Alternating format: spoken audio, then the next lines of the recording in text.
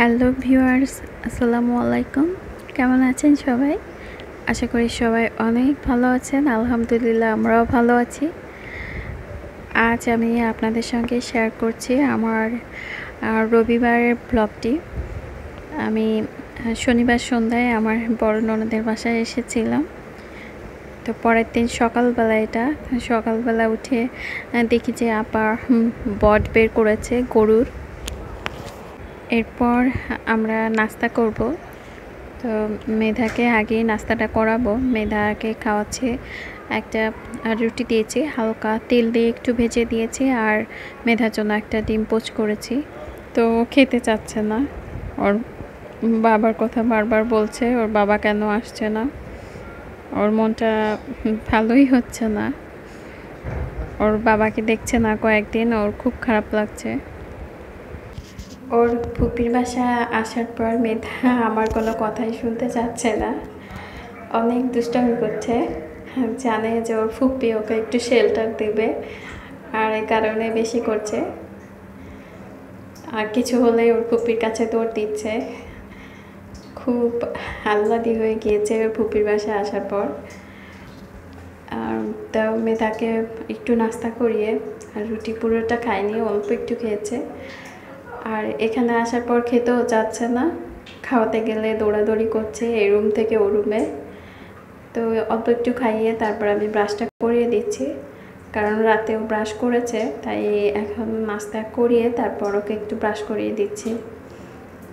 আর ব্রাশটা ও যেভাবে করে তারপরে আবার আমি একটু করে দিই, তাহলে বেশ ভালো পরিষ্কার হয়। আর এখানে আসার পর ওর যা ইচ্ছা তাই করছে। ওর আপ্পির একটা নেল পলিশ পেয়েছে, তো নেল পলিশটা এনে ও নিজের হাতে পড়ছে, আর আমার হাতেও একটু দিয়ে দিয়েছে। আমার হাতে দেওয়ার পর এখন আমি দেখি যে নেল পলিশ রিমুভার যেটা ওটা বাসায় নাই, তো আমার ওটা উঠাতে তো ঝামেলাই হয়ে যাবে। আর ওর নিজের হাতেও নিজে দিচ্ছে, আমাকে দিয়ে দিবে না, ও নিজেই দিবে।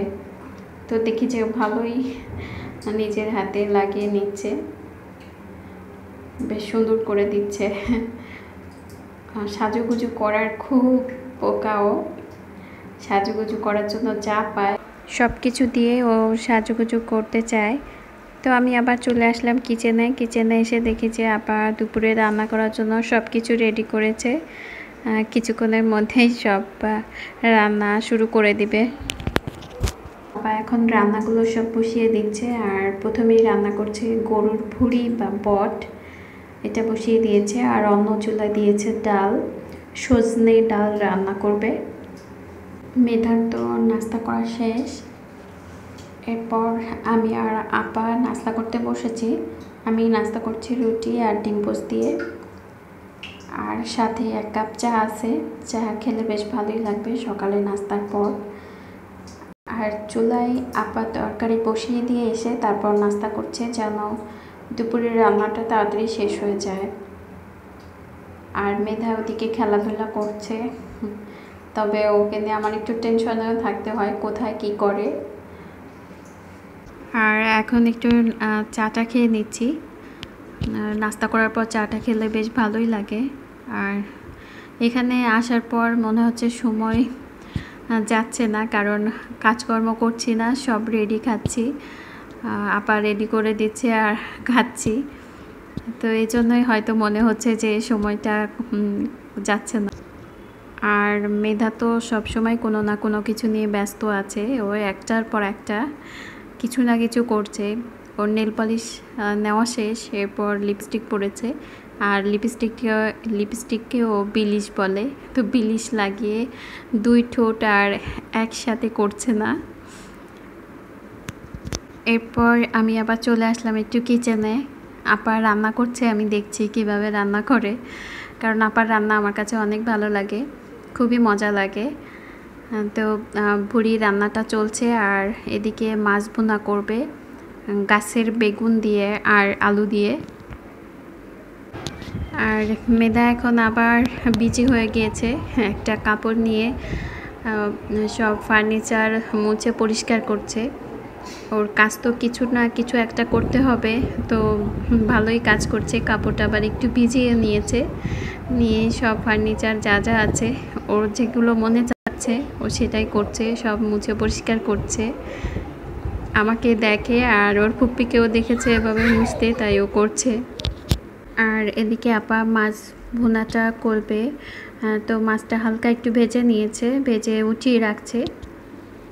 আর ভুড়ি রান্নাটাও প্রায় হয়ে এসেছে, তো ঘ্রাণে আমার খেতে ইচ্ছে করছে। আর এদিকে অন্য চুলায় আপা মাছ বোনা করার জন্য মশলাটা একটু কষিয়ে নিচ্ছে, এরপর মাছ বোনাটা করে ফেলবে। আর এর মাঝে মেধার দিকেও আমি একটু খেয়াল করছি, কারণ ও কখন কি করে বসে।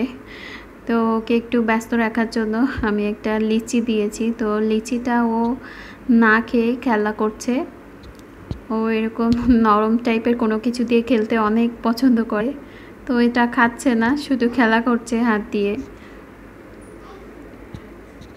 আর চুলায় আপা মাছ বোনাটা এখন বসিয়ে দিয়েছে, তো মেধার জন্য আলু দিয়েছে, কারণ আপাও তো জানে যে মেধা আলু ছাড়া খেতে চায় না, তাই ওর জন্য আলু দিয়েছে। বুড়ি রান্নাটা শেষ হয়ে গিয়েছে, আর বুড়ি রান্না শেষ করে আপা কচুরলতি রান্না করছে নারকেলের দুধ দিয়ে আর চিংড়ি মাছ দিয়ে। এটা আমার খুবই প্রিয় খাবার। আসলে কচুরলতির সঙ্গে নারকেল না হলে মনে হয় কচুরলতির তরকারিটা বা কচুরলতি ভুনাটা খুব টেস্টি হয় না, নারকেল দিলে খুবই মজা হয়। ভুনাটা প্রায় হয়ে এসেছে, আর মেধার জন্য 2টা পাবদা মাছও দিয়েছে আপা।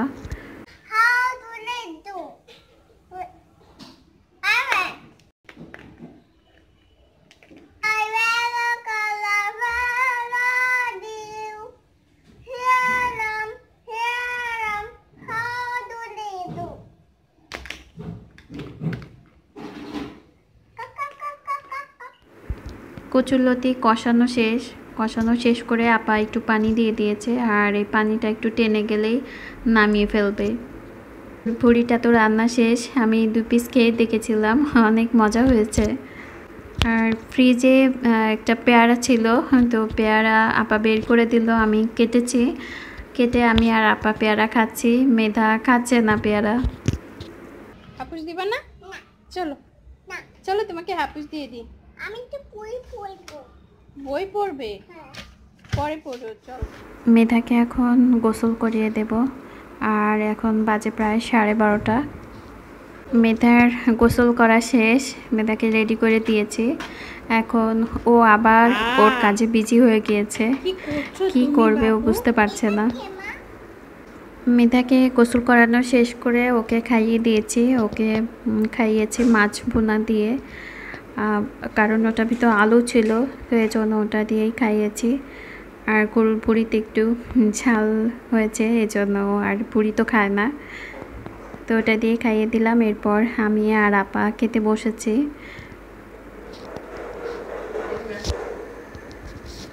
আর মেধা সবসময় কিছু না কিছু করছে, ওর কোনো অবসর সময় নাই।